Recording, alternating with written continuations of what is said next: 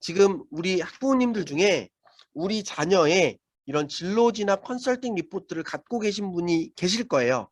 자, 그리고 여기에 참여하신 대부분의 우리 학부모님들께서는 저희 투모라이즈 시스템을 이용하고 계신 학원의 학부모님들이시기 때문에 이 교육을 들어보시고 우리 아이도 이런 게 필요할 것 같네요 하시는 분들은 원장님께 요청하시면 원장님께서 이런 리포트를 어떻게 하면 이용할 수 있는지 안내해 드릴 거예요.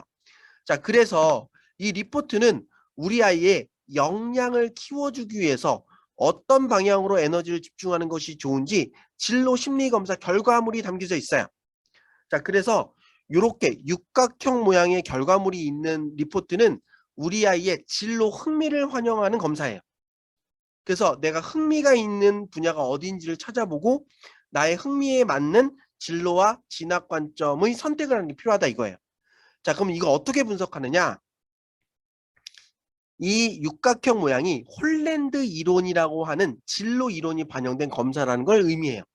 자, 홀랜드 이론은 사람을 RIASEC, 리아섹 6개 코드로 구분합니다. 그래서 이걸 어떻게 구분하느냐? 첫 번째, 육각형을 가로로 쪼개요. 그래서 아래쪽 유형은 사람 지향적인 유형이라고 불러요.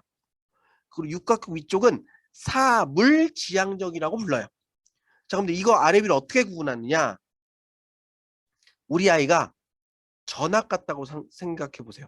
모르는 애들이 가득한 곳에 혼자 이렇게 딱 앉아 있어요. 자, 이때 우리 아이는 사람 사귀는 걸 좋아해서 낯선 사람에게 먼저 다가가서 편하게 이야기 나누고 금방 친구를 사귈 것 같아요. 사람지향적. 우리 아이는 낯을 좀 많이 가려서 쭈뼛쭈뼛 누군가 다가올 때까지 기다리고 있고 굉장히 불편해할 것 같아요. 사물지향적 이렇게 구분할 수 있어요. 자, 그럼 사람지향적은 또 두 가지 유형이 나뉘어요. 자, 우리 애는요 하고 싶은 게 많아요. 그래서 친구들이 모여 있으면 자기가 하고 싶은 걸 자꾸 제안해요. 제안했으니까 걔들을 막 설득해요. 그래서 시간이 지나면 주변에 있는 친구들을 약간 끌고 다니는 대장 기질이 있어요. 리더십이 있는 스타일이에요. E형. 반면에 S형은요. 친구들이랑 있을 때 맨 앞에 쓰는 건 좀 부담스러워요. 그래서 맨 앞에 있는 애보다 한 발 뒤에서 그 아이가 잘할 수 있도록 도와주거나 더 재밌는 건 내 옆에 있는 친구들을 아껴주고 챙겨주고 사랑주고 사랑받고 관계 자체를 유지하는 것 자체가 즐거움이에요 하는 게 S형 스타일이에요. 자, 그러면 여러분들이 딱 생각하실 때 우리 아이는 주변 친구들이 있을 때 그 아이들 끌고 다니는 리더십이 있는 친구예요. 어떤 직업 환경과 그런 모습이 잘 어울려요? 모든 조직의 머리가 돼야 되잖아요. 자, 국가의 머리 누구죠? 정치인. 군대의 머리 장교. 회사의 머리 CEO. 무슨 얘기인지 이해되시죠? 그래서 우리 아이 성향에 맞는 직업의 스타일을 우리가 상상할 수 있다는 거예요. 누군가 아껴주고 챙겨주고 도와주고 사랑주고 사랑받는 게 좋아요. 어떤 직업의 모습과 잘 매칭이 되죠? 어린아이를 가리키는 보육 기능이 있는 선생님, 유치원 선생님, 초등학교 선생님, 중학교 선생님 이런 분들이요. 누군가 아껴주고 챙겨주고 돌봐줘요. 심리상담사, 간호사 혹은 뭐가 있을까요? 그렇죠. 그런 분들. 우리 교회 전도사님, 성직자 이런 분들 S형 잘 맞잖아요. 그죠? 자, 그럼 아래쪽은 해결 위쪽 한번 가볼게요. 우리 애는 약간 낯가림이 좀 심해요. 그래서 누군가 어울릴 때 먼저 다가가기보다 다가올 때까지 기다리는 스타일이에요. 그래서 이런 분들은요. 혼자 있을 때 자기 개성이 드러나요. 그중에 I형은 남들과 떨어져 혼자 있을 때 머리 쓰는 활동을 좋아합니다. 그래서 평상시 혼자 있을 때 궁금증이 많아요. 그래서 그 궁금증을 해결하려고 정보를 찾아요. 그 정보를 찾아서 정리해서 그것들을 분석하고 나만의 해결을 딱 내고 씩 웃는다. I형. 어떤 직업이 잘 맞아요? 저 평생 공부하는 직업, 연구원, 의사, 변호사 이런 분들이랑 잘 맞겠죠. 반면에 R형들은요. 남들과 떨어져 혼자 있는 게 좋긴 좋은데 머리 쓰면 졸려요. 몸을 써야 돼요. 뚝딱뚝딱 뭘 손재주가 좋다는 얘기를 많이 들어요. 목수, 뭐 수공예업자. 자, 우리 아이는 이미 만들어진 걸 잘 분해하고 조립해요. 엔지니어, 자동차 정비, 선박 정비, 항공 정비. 우리 아이는 만들어진 걸 잘 조종하고 조작해요. 카레이서, 파일럿, 항해사, 항공사. 자, 우리 아이는 직접 몸을 쓰는 게 좋아요. 프로스포츠 선수. 이렇게 지식 활동보다는 신체적 활동을 좋아하는 유형이 R형이에요. 자, 그럼 4개 해결됐죠? 자, 이제 육각형을 세로로 쪼개보세요. 자, 이번에 판단 기준은 내가 어떤 새로운 일을 해야 돼요. 자, 그런 새로운 처음 해보는 일을 어떤 식으로 접근해서 그 일을 해결하는가 하는 거예요. A형은 어떤 일을 할 때 다른 사람의 생각은 중요하지 않아요. 내 생각만 중요해요. 그래서 남들과 다르게 개성 있고 자유롭고 창의적으로 그 문제를 해결해요. A형 기질이 있어요. 자, 반면에 C형은 어떤 문제를 해결할 때 내 생각보다는 어떤 다른 사람의 생각, 평가자의 관점이 중요해요. 그래서 어떤 주어진 틀 안에 맞춰서 반복적으로 꼼꼼하고 정확하고 완벽하게 그 문제를 해결하는 걸 좋아한다. C형이에요. 자, 그러면 남들과 다르게 개성 있고 자유롭고 창의적으로 어떤 직업과 매칭이 잘 돼요? 그렇죠. 예술가. 무에서 유를 창조하는 직업. 음악가, 미술가, 무용가, 연기자, 혹은 기획자가 들어가는 직업. 광고 기획, 경영 기획, 파티 기획 이런 거 있잖아요. 반면에 C형, 우리가 하는 직업 중에 딱 정해진 틀에 맞춰서 따박따박 매뉴얼에 맞춰서 일하면 칭찬받는 직업 뭐가 있죠?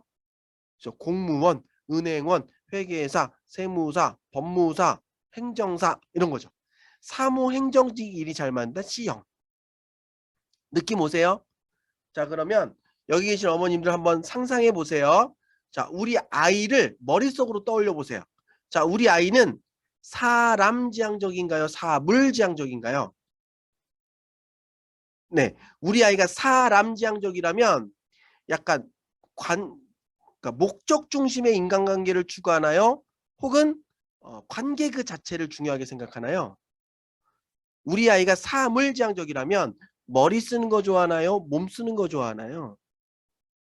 자, 우리 아이는 어떤 일을 할 때 남들과 다르게 개성 있고 자유롭게 나 중심으로 일하나요? 타인의 관점 중심으로 일하나요?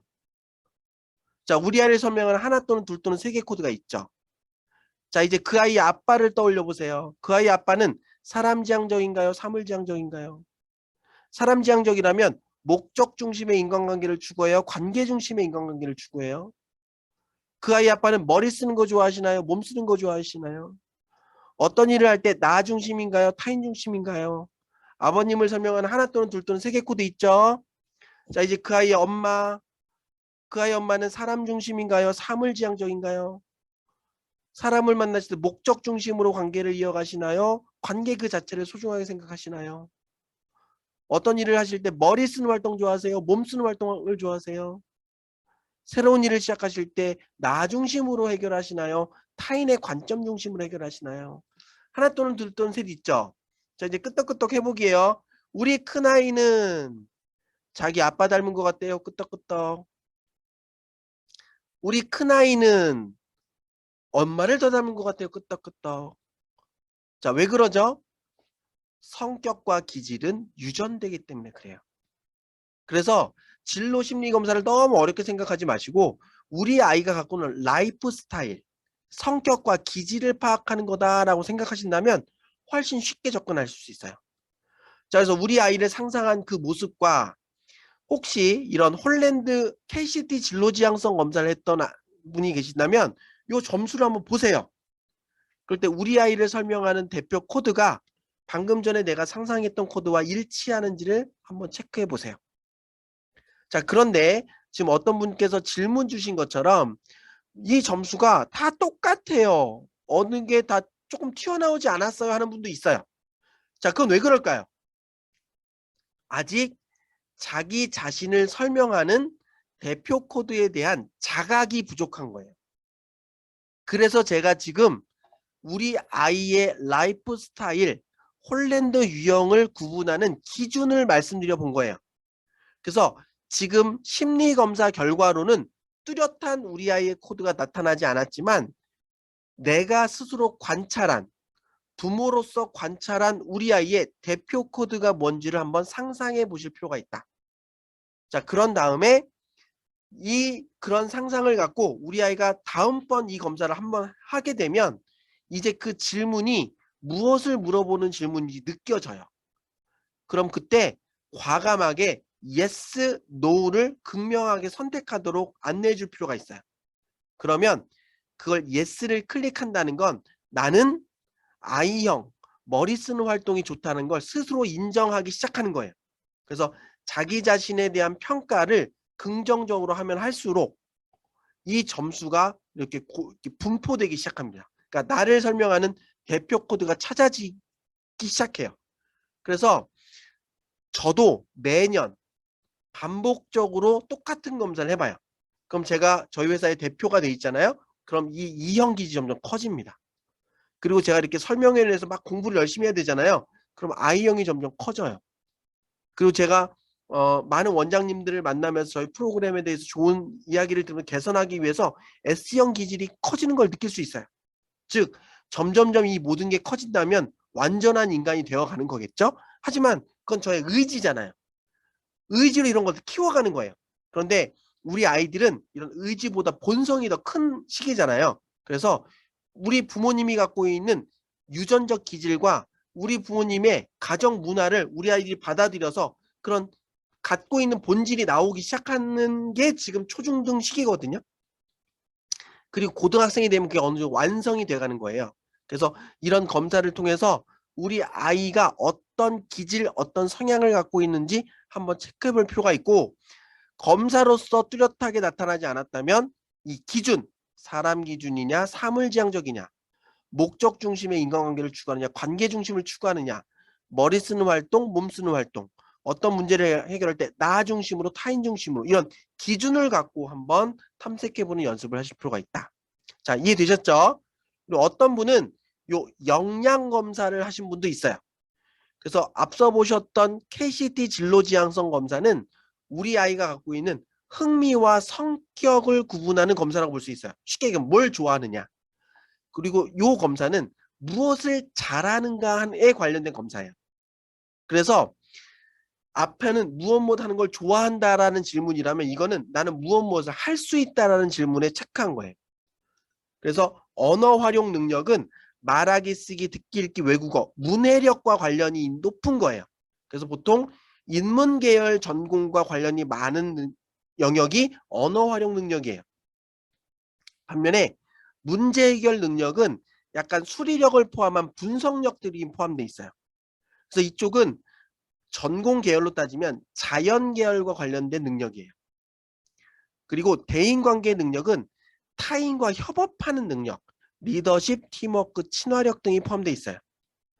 그리고 신체예술 능력은 예체능과 관련되어 있어요. 창의력, 음악미술, 신체능력. 그래서 언어 활용 능력이 골고루 높게 떠 있는 친구들은 인문계열 전공과 관련성이 높아요. 높을 가능성이 있어요. 또 그쪽 전공을 활용한 직업과 관련성이 높아요. 반면에 문제 해결 능력이 높은 친구들은 자연계열 전공에 조금 더 가까운 역량을 갖고 있다고 볼 수가 있어요. 그리고 대인관계 능력은 일을 할 때 타인과 함께 협력하는 일의 환경이 잘 어울리느냐, 혹은 혼자 개별적으로 하는 것들이 잘 어울리는가 하는 거라고 볼 수 있어요. 신체예술 능력은 예체능과 관련된 역량을 뜻해요. 그래서 과연 어느 쪽 역량이 골고루 떠 있는지 한번 체크해 볼 필요가 있어요. 그리고 이 검사의 특징은 사람이 갖고 있는 역량을 4개 영역, 14개 역량으로 구분을 하고 나서 내가 가장 높게 갖고 있는 상위 5개 역량을 체크해요. 이 친구 같은 경우는 리더십, 팀워크, 친화력, 기술 활용, 그리고 듣기 읽기 수준이 높네요. 그죠? 그래서 성인 교육의 관점으로 볼 때 우리가 사회에 나가서 성공하기 위해서 잘하는 것을 더 잘할 수 있도록 노력할 때 성공 가능성이 높아질까요? 아니면 못하는 것을 보완할 때 성공 가능성이 높아질까요? 성인 교육 시장의 결론은 잘하는 걸, 나의 장점을 더 극대화할 때 성공 가능성이 커진다는 거예요. 그래서 저희 이 검사를 개발한 분들이 각 직군에 성공한 사람들을 5명씩 뽑아서 그 사람들이 질문을 해요. 당신이 있는 그 직군에 성공하기 위해서 이 14개의 역량 중에 가장 중요하다고 생각하는 역량을 뽑아주세요라고 한 거예요. 그래서 우리 아이가 갖고 있는 역량의 상위 5개와 해당 직군에서 요구하는 5개를 탁탁탁 비교해서 가장 매칭도가 높은 4개의 직군을 탁탁탁 추천해 주는 게 진로 역량 검사의 특징이에요. 그래서 보통 홀랜드 유형 검사를 통해서 추천받은 직업들을 딱 보면 나 이거 평상시에 관심 있었는데 하는 게 많이 나와요. 왜? 흥미 관점이니까. 그런데 역량 관점, 역량 검사에 추천된 직업은 선생님 저 한 번도 생각해보지 않은 직업들이 추천됐어요 하는 애들이 많아요. 왜 그럴까요? 이거는 흥미가 반영되지 않고 나의 역량 수준만 반영되기 때문에 그래요. 그래서 이 역량과 흥미를 공통된 영역들을 찾아 나가는 노력들이 필요하고요. 일단 역량과 흥미 관점에서 공통점이 많이 없는 학생들이 있다. 지금 그런 질문이 올라왔는데 그럴 때는 일단은 흥미가 없으면 뭔가 도전할 에너지 자체가 나오지 않기 때문에 흥미 관점의 직업들로 먼저 접근해 보는 게 중요해요. 그래서 흥미 있는 쪽으로 계속 도전하다 보면 그 흥미 있는 분야 중에 내가 잘하는 역량을 많이 활용할 수 있는 분야를 찾아낼 그러니까 세부 분야를 좁혀나갈 필요가 있고요. 그럴 가능성이 높아져요. 그런데 너무 역량 관점으로 접근하게 되면 재미를 못 느끼는 경우가 있어요. 그래서 일단 우리 아이들이 어리고 조금 가능성이 많은 경우에는 흥미 중심의 부분에서부터 탐색하면서 내가 잘하는 역량을 어떻게 그 흥미 분야에 반영하면 좋을까를 고민하도록 하는 게 더 중요해. 그런데 우리 아이가 점점 이제 사회인으로 가까워질 때도 고민이라면 이제는 저는 역량 관점으로도 결정을 해보라고도 얘기해요. 왜냐면 내가 요리를 좋아하지만 요리를 못하면 요리사로 성공할 가능성이 떨어지잖아요. 그래서 내가 잘하는 걸 반복적으로 할 때 거기서 흥미가 나오기도 하거든요. 그래서 나이가 어린 친구들은 흥미 관점으로 조금 더 관심 분야를 경험하도록 훈련을 시켜주시고요. 우리 아이가 고학년이라면 잘하는 걸 계속할 수 있도록 조금 역량 관점으로 뭔가를 찾아보도록 권장해 보시는 것도 나쁘지 않은 방법이 될 수 있어요.